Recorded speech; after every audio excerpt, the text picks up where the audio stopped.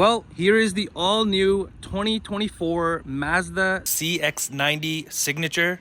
And this is the mild hybrid 6 inline turbo. You also can get a plug-in version as well. In this video, I'll be going over what models are available with the CX-90, the safety features that you get with this particular model, the exterior, the interior, the infotainment system, and of course the pricing. Also, if you guys are new here, my name is Jason and I do reviews on vehicles here in Canada, so be sure to go ahead and subscribe to the channel if you want to see videos just like this. Also, thank you to Mazda of Brampton for allowing me to review this CX-90. If you guys are interested in any of their Mazda products or just in Mazda general, be sure to reach out to them and ask for Ryan. Now, with the different models that you can get with the CX-90, this will be the GS, GS-L, the GT, GT-P, and the top of the line Signature. And as for the safety features that you get with this Signature model, this will include the blind spot monitoring with vehicle exit warning, smart brake, support rear, front and rear safety sensors, cruise and traffic support, emergency lane keeping with blind spot assist, Mazda radar cruise control with stop and go, distance and speed alert, lane departure warning, lane keeping assist, driver attention alert, and the 360 view monitor. And in terms of what powers the CX-90 here, you've got the 3.3 E Skyactiv G with M hybrid boost, and then the iStop. So this is going to give you 340 horsepower and 369 pound-foot of torque, and with towing capabilities of about 5,000 pounds when equipped properly. All right, so let's start off in the front and see what this Signature has to offer. Right off the bat, I just love how Mazda has been moving towards like more of these nicer looking vehicles, and especially the CX-90 now definitely looks very, very sharp, as you can see. Now, coming to the bottom here, you do have this chrome piece that goes across, and then in the middle here, right below the license plate, you have this opening. You can call it your like lower grille area, and then you've also got your front safety sensors all across there. And then over here, you do have this venting. I'm not sure if you can see it clearly, but it is an actual vent, and you do get this on both of the sides here. Also, you do have like this nice outlining. I wish that they did put like a fog light here. I think it would have looked really nice on this, but still, like with the outlining and still nothing being there, it does still add to the front end look of this, and it's not all that bad. Now, if we move into the grille area, you can notice you've got more of the chroming all around it there. And then the center here, you've got these nice openings, and it's massive. It's all gloss black, which definitely pops. And you can see here, you've got more of the front sensor there. There's of course the Mazda badge right there, and right underneath, you do have a front-facing camera. And then you've also got these integrated LED lights here, which definitely pop, especially at night, because you've got all of this chrome here, and then all of a sudden, you've got LED lights in them. And then, of course, your actual LED headlights, which definitely look nice and aggressive. I just like the way that they design these. It's a super unique look to them, and with everything, I think it just makes the whole front end pop. Now, coming around to the side, since this is brand new to Mazda's lineup, you've got definitely the nice styling. Even from the side here, it doesn't look all that bad, and it definitely has the nice lines, the curvature, all of that. Now, if we go up top here, this does come with the dual pane panoramic sunroof, of course, and that's definitely always a plus in my books. And then you've also got your silver roof rails right there. Around the windows, the top area, you've got chrome, and then the bottom is just all black. You do get body color door handles there, and same thing goes for your side mirrors. You've got the body color and then the flat black at the bottom, with the turn signal integrated there in the middle, or at the bottom area I should say. And you've got the side mirror cameras as well. Also, on the fender here, you'll notice you've got this nice chrome and black inline 6 badge there. Even along the bottom of the vehicle is more chrome trim, which makes everything pop. And if you notice on the back here, it does say Mazda. It's kind of hard to tell because of chrome, but it says Mazda there. And then you've got these very nice looking 21-inch wheels. These are gloss black and aluminum, of course. And then I think the gloss black just makes everything pop on this, especially the vehicle being in black. So it kind of gives it this nice subtle look. Now let's head to the rear and take a look. Definitely just like the front, you've got the nice styling that continues back here. Just like the front, you've got more of the chrome that stretches across the bumper there. You've got the rear reflectors here.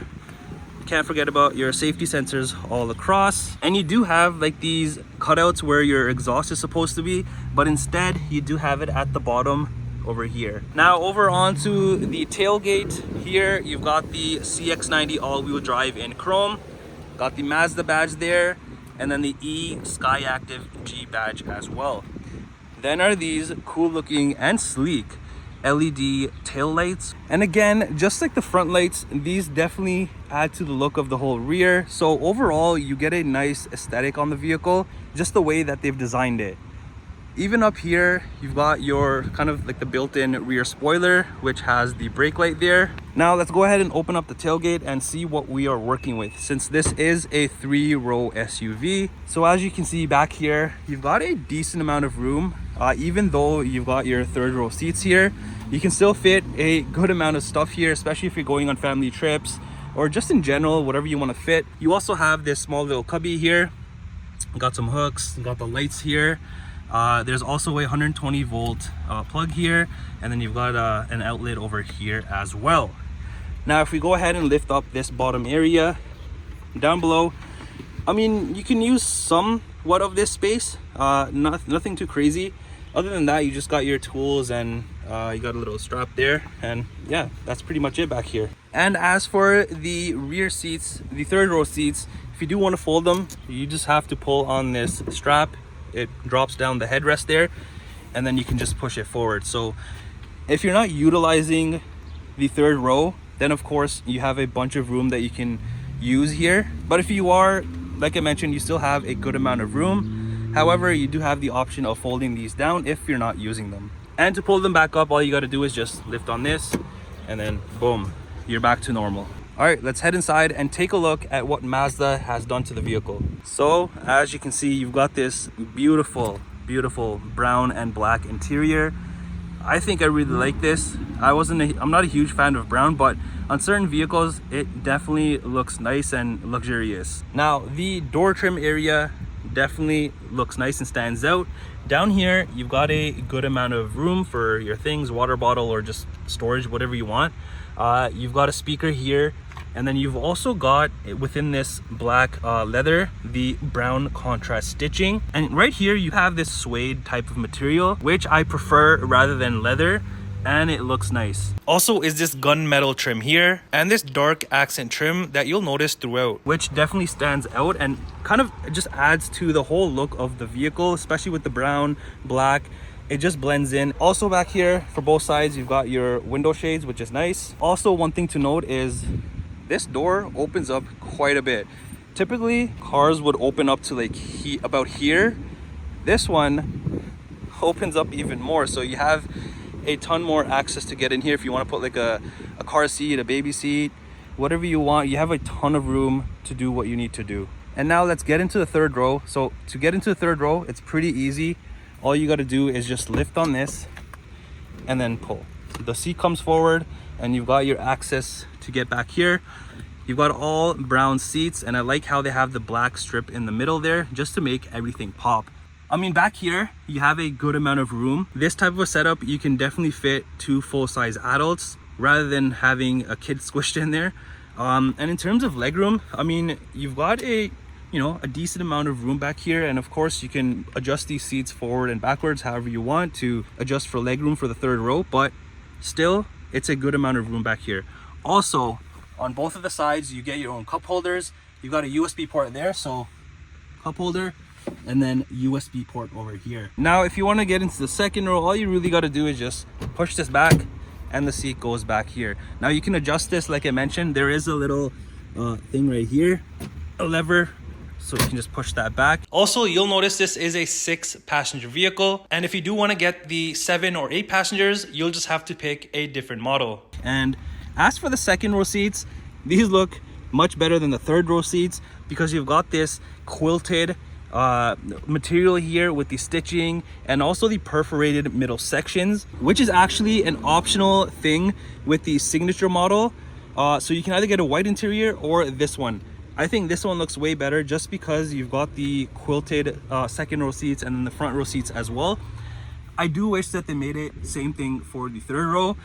It just would have been very nice, just all 3 rows with the nice quilted material. And even here, rather than having this leather like how the third row is, you have more of that suede material here in the center. And then the rest of it is just brown leather. And also the second row seats are not only heated, but they are also ventilated, which is perfect. And in the center here, you'll notice you have more of the leather on the sides here on the console with the brown stitching. You've got your cup holders for the second row, and then you have your storage areas here. So you can open this and this, and you actually get a good amount of storage room in here. Also for the second row, you can also recline these seats a bit by just pulling on this. So let me do that for you quickly. So there you are. This seat is in like the normal position, and here I've done it all the way as far as it goes. So again, the second row have a bit more of a comfort advantage than the third row. Also behind the front seats, you've got your storage pockets on both of the sides there. And then in the center console back here, you've just got your venting with the chrome around it. And then you've got USB ports. And then down here, you have your temperature controls for the back here, and then also on the left side and the right side, you've got your heating and cooling temperature controls for the second row. All right, now let's get into the front. It's pretty identical to the second row, so it's exactly like the rear, just a little bit of a different area down here, and other than that, it's pretty identical. And then you just got the usual window and side mirror controls here. And then with this, you also get the Bose sound system, which is perfect if you're a music listener. Now, as for the front seats, like I was mentioning, the second row seats, these are exactly like those. You've got the nice brown interior with the middle perforated sections, the black line, the suede material. This just looks so much nicer, to be honest, than the white. But I mean, I get it. Some people are not a fan of this, so you'd rather go with the white. And I'll put a picture up on the screen here what the white interior looks like. You tell me in the comments below, would you go with the brown interior or the white interior? And just like the second row, the front seats are also heated and ventilated. Both of the front seats do come power adjustable, which is always a nice thing. You've got the CX-90 there on the mats. Underneath are just the pedals. Here, you've got the hood latch release. And moving up here, you've got the trunk button. You've also got your driver memory seat buttons here. Typically, you would see them on the door area here, but you've got them on this side, which is pretty unique. And you've got this one right here for your sensors all around the vehicle.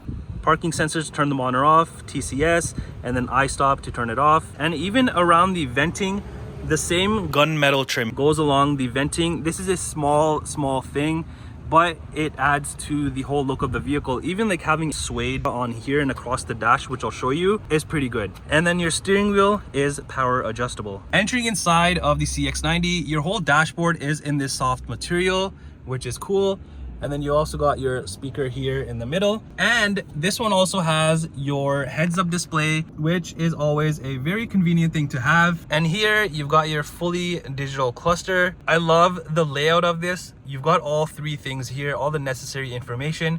Some vehicles have like 2 and 2, and then your information in the middle. I don't know if the video picks it up here, but there's also like the small details in the background, which makes everything pop. And also on this section here, you can view all sorts of different things. So you've got a ton of different menus that you can go through. And then on the side here, I don't know if you can see, you got your trip and then your cluster dimmer controls there. As for the steering wheel, this is wrapped in leather and is in both black and brown. This also pops out at you because if it was only all blacked out, it wouldn't look like anything, but with the brown, it has its own character. Also, the steering wheel does come heated. And then in the center here, you've got your chrome around here, chrome badge, and then more chroming around here as well. And then on the left side here, you have your volume buttons, your source, your skipping your track if you want, Bluetooth, phone, and then your cluster information that I was showing you in this screen. On the other side, you have your cruise control settings here. You've got the follow distance here. Also, behind, you've got your paddle shifters right there.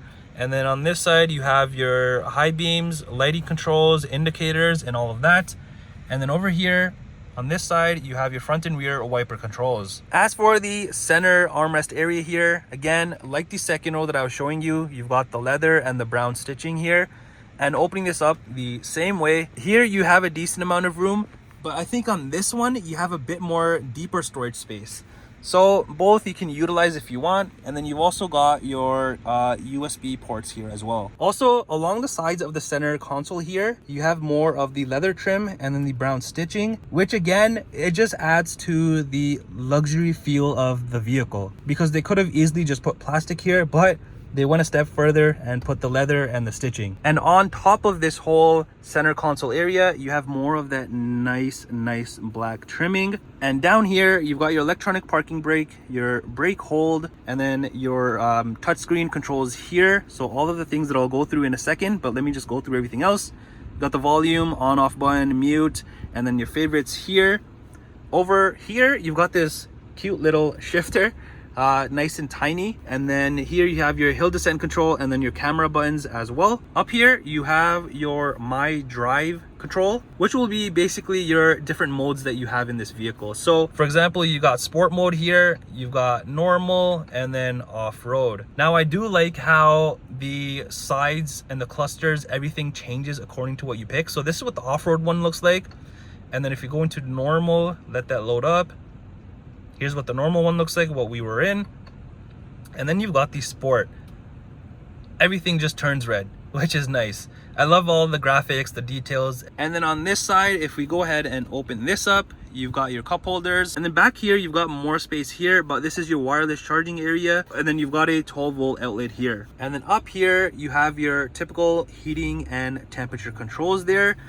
You've got your heated steering wheel, heated front seat, vented front seat for the driver, and then your passenger side over here. And like I was mentioning on this side, the Alcantara suede material. And here it goes all across the dash, which I think just looks nice.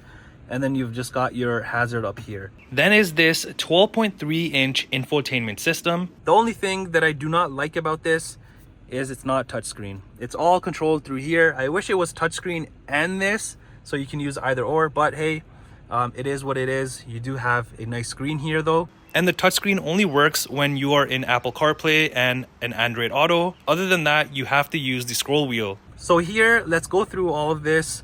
I'll go through these main buttons here. So you've got your home button, which is just that. You've got your music button, which shows up your Bluetooth. This is your navigation button. So this is gonna bring up your map. And then here is your return back button, so to the previous menu. So let's go back to the home, and then with the knob you can just control pretty much what you want to go through. So let's go to the very first thing. So you got information here. This just shows you the vehicle information, fuel efficiency, and all of that. Under entertainment, Bluetooth, and this is pretty responsive actually. Using this, I'm not really seeing a delay, where usually with the touchscreens you do have some sort of a delay. So I guess that's a plus. Coming down to communications, this will just be connecting your phone to this. You've got your navigation that we just saw. And then under settings, here you can view different things like vehicle displays. This will have your active driving display, center display, instrument cluster, and whatnot. So just a bunch of different things that you can set to your liking. You've got the safety settings here. So all of these, you can turn them on or off or adjust them pretty much how you really want. And that is just like all the other typical settings that you can dive into and personalize. Also, you do have your Apple CarPlay and Android Auto system in this. So now let's check out the camera system in this. The camera system in this, I have to admit, I love in this. Because look at this view that you have. You have the full front, and then you have like this area here, and then your top view, of course. But this just looks like a rear view mirror, to be honest, especially when you're in reverse. And then you could even change the width of this however you want, so you can kind of change a different angle. And also, if you go ahead and on the scroll wheel press right, it shows this, which is the 360 VM. And then here you have one more thing. You've got your side cameras, you're on the mirrors that I was showing you. But yeah, let me show you. Okay, so here's what the front looks like. Actually, this, where'd it go? Here's what the front looks like. Right? You got the bottom here, and then like a rear view mirror type of thing. Now, if I go into reverse, Look at that. It's exactly like the rear view mirror here. You got the full view, and then of course you've got the top view here. I like the system on this. I think it's super helpful. Up top is just your mirror here. And then if we go up here, you have your interior lights, your sunroof controls, and then here you have a storage spot for your sunglasses and whatnot. So here's the panel roof that I was talking about. So if you want to open this, you just push the sunroof button that I showed you back, and it opens up the shade, and then you can open up the first section here. And here's a key fob for the Mazda CX-90. You got the Mazda badge there, and then all of your controls are on the side here. So lock, unlock, trunk, and then your hold button here. Now coming to the passenger side here, let's unlock the vehicle. And like I was mentioning, the whole suede all across here. This even has the black striping, just like the seats. And then you've got your typical glove compartment storage area here. And even this has this aluminum opening latch, where typically it's just black plastic on vehicles. So it's a nice little touch that they did.